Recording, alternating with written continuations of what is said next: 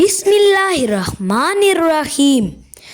آج ہم لوگ حضرت نوح علیہ السلام اور طوفان عظیم کے بارے میں پڑھنے والے ہیں، اور میں آج آپ کو حضرت نوح علیہ السلام کا قصہ سناؤں گا۔ حضرت نوح علیہ السلام اللہ تعالیٰ کے رسول تھے۔ انہیں ایک ایسی قوم کی طرف بھیجا گیا جو شرک کرتی تھی۔ حضرت نوح علیہ السلام کی قوم جن بتوں کی پوجا کرتی تھی، شیطان نے ان کے دلوں میں یہ خیال ڈالا کہ تمہارے باپ دادا نے یہ بت ایسے ہی نہیں بنائے تھے، بلکہ اللہ تعالیٰ نے انہیں بھی کچھ قدرت اور اختیار دیا ہے، اس لیے تم ان بتوں سے دعائیں مانگا کرو اور ان کی پوجا کیا کرو، یہ تمہاری مشکلات کو دور کریں گے۔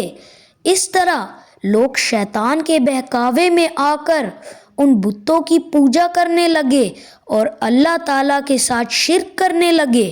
حضرت نوح علیہ السلام نے 950 سال تک اپنی قوم کو ایک اللہ کی عبادت کی دعوت دی۔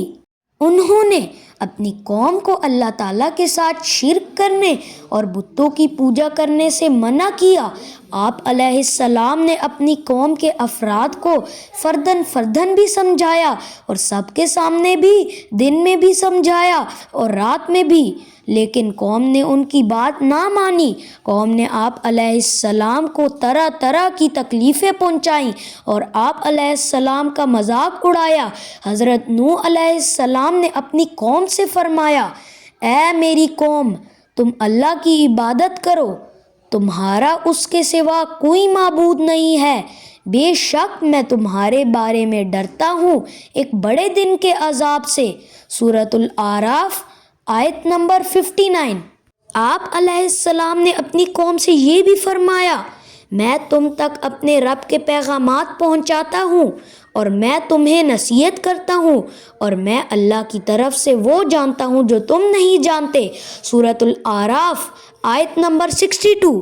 قوم کی مسلسل نافرمانی اور ان کے عذاب طلب کرنے پر اللہ تعالیٰ نے اس کافر قوم کو انجام تک پہنچانے کا ارادہ فرما لیا۔ پھر حضرت نوح علیہ السلام کی طرف وحی فرمائی گئی کہ آپ علیہ السلام کی قوم میں سے مزید لوگ ایمان نہیں لائیں گے۔ پھر آپ علیہ السلام کو ایک کشتی بنانے کا حکم دیا۔ حضرت نوح علیہ السلام نے یہ کشتی اللہ تعالیٰ کی حکم اور ہدایات کے مطابق لکڑی کے تختوں اور کیلوں سے بنانا شروع کر دی۔ جب حضرت نوح علیہ السلام یہ کشتی بنا رہے تھے تو کافر قوم ان کا مذاق اڑا رہی تھی۔ ان کا خیال تھا کہ ہر طرف خشکی ہی خشکی ہے، یہ کشتی کہاں چلے گی؟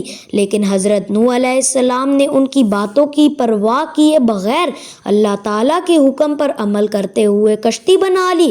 جب کافروں پر اللہ تعالیٰ کے عذاب کا وقت آیا تو اللہ تعالیٰ نے حضرت نوح علیہ السلام کو کشتی میں اپنے گھر والوں، ایمان والوں اور جانوروں کے ایک ایک جوڑے کو سوار کرنے کا حکم فرمایا۔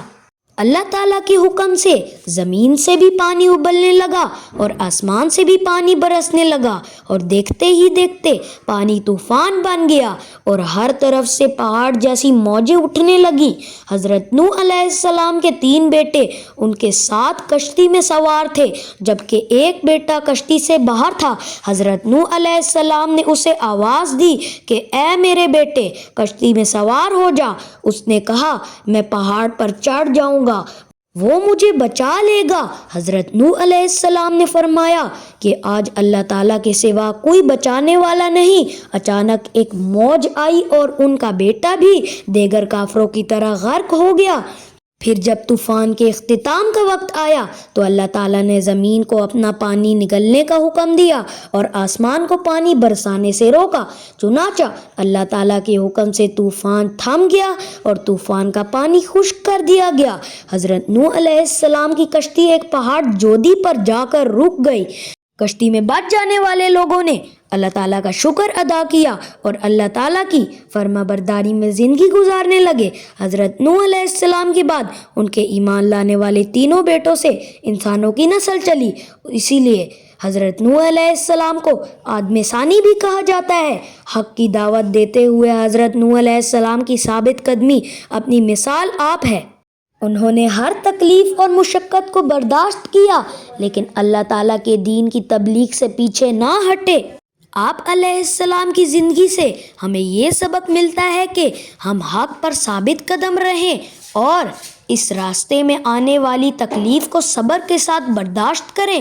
جب انسان فیصلہ کر لیتا ہے کہ اس نے غلط راستے کو اختیار نہیں کرنا تو اللہ تعالیٰ بھی اس کی مدد فرماتا ہے۔